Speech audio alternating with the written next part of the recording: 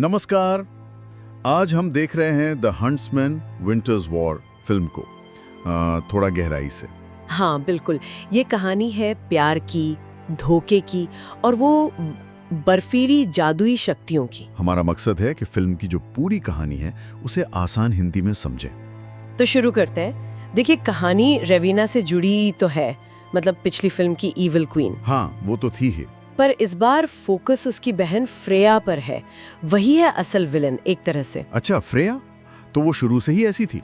नहीं, पहले वो काफी दयालु थी, पर फिर उसे प्यार में धोखा मिला और फिर उसका बच्चा, उसकी मौत हो गई। बहुत दुखद था। और उसी दुख, उसी सदमे से उसमें वो बर्फीली जादुई शक्तियां जागी। वो बन गई आइस क्वीन। तो मतलब उसके अंदर का दर्द बाहर बर्फ बनकर निकला। हाँ, कह सकते हैं। जैसे उसका दिल जम गया। फिर उसने अपना अलग राज्य बनाया, विंटर किंगडम। और वही वो बच्चों को अगवा करती थी हंट्समैन बनाने के लिए। बिल्कुल। और इन्हीं हंट्समैन में थे एरिक और सारा। अच्छा, एरिक और सारा। हाँ, और उन दोनों को प्यार हो गया। लेकिन फ्रेया के राज्य में तो प्यार मना था, उसका नियम था ना कुछ। हाँ, उसका तो मूल मंत्र ही था, प्यार एक झूठ है। उसे प्यार से नफरत हो गई थी। तो फिर एरिक और सारा का क्या हुआ? फ्रेया को पता चल गया और उसने धोखा दिया। उसने जादू का इस्तेमाल किया। कैसा जादू? उसने ऐसा भ्रम पैदा किया कि एरिक को लगा सारा मर गई है। अरे बाप रे। और सारा को लगा कि एरिक उसे छोड़कर भाग गया। उसने धोखा दिया। तो मतलब दोनों को एक दूसरे के खिलाफ कर दिया? बिल्कुल, एक दीवार खड़ी कर दी उनके बीच, वो भी झूठ की। फिर कहानी आगे बढ़ती है सालों बाद। हाँ, कई साल बीत जाते हैं। तब एरिक को एक मिशन मिलता है स्नो वाइट की तरफ से। क्या मिशन था वो? रेवेना का जो जादुई शीशा था, उसे नष्ट करने का। कहते थे कि रेवेना की आत्मा उसी शीशे में कैद है। अच्छा, वो मशहूर शीशा। जी। और इसी मिशन पर एरिक की मुलाकात दोबारा सारा से होती है। सारा जिंदा थी? हाँ, वो जिंदा थी, लेकिन दोनों के बीच वो भरोसा वो नहीं था।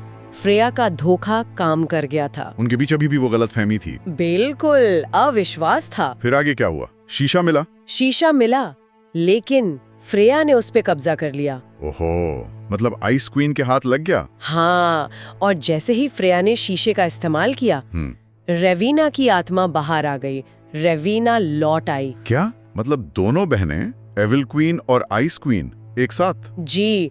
और फिर शुरू हुई असली लड़ाई, दोनों बहनों के बीच भी। रवीना और फ्रेया आपस में लड़ने लगी? हाँ, सत्ता के लिए। और उधर एरिक और सारा कोशिश कर रहे थे कि किसी तरह शीशे को नष्ट कर दें। बहुत गहमा-गहमी हो गई होगी। बिल्कुल। और इसी लड़ाई के बीच एक बड़ा राज खुला। क्या राज? फ्रेया को पता चला कि उसके बच्चे को मारने वाली कोई और नहीं। कौन? उसकी अपनी बहन रेवेना थी। रेवेना ने मारा था फ्रेया के बच्चे को ताकि फ्रेया की शक्तियां जागे? लगता तो यही है। ये फ्रेया के लिए बहुत बड़ा झटका था। जिस बहन पर शायद वो भरोसा करती थी, उसी ने सब कुछ छीना था। तब तो फ्रेया का गुस्सा रेवेना पर फूटा होगा। हाँ, और अंत में जब फ्रेया मरने वाली थी, उसने अपनी बची खुची ताकत का इस्तेमाल रेवेना को रोकने में किया। उसने एरिक और सारा की मदद की। तो एक तरह से उसने अपना बदला लिया। शायद बदला भी, और शायद सही काम करने की कोशिश भी। ये थोड़ा सोचने वाला पॉइंट है। और अंत में एरिक और सारा मिलकर उस शीशे को नष्ट कर देते हैं। रेवेना की आत्मा खत्म हो जाती है और दुनिया बच जाती है। हाँ, दुनिया रेवेना की बुरी आत्मा से आजाद हो जाती है और एरिक और सारा, उनका प्यार भी बच जाता है। वो फिर से एक हो जाते हैं। तो कहानी का सार ये है कि सच्चा प्यार और सच्चाई, वो मतलब कितनी भी बड़ी मुश्किल हो, हाँ, चाहे वो बर्फीली दीवारें हों या विश्वासघात का ठंडापन, प्यार और सच उन्हें पिघला सकते हैं। ये भी देखने को मिलता है कि कैसे कोई हादसा किसी इंसान को पूरी तरह बदल सकता है, जैसे फ्रेया को बदला। सही कहा।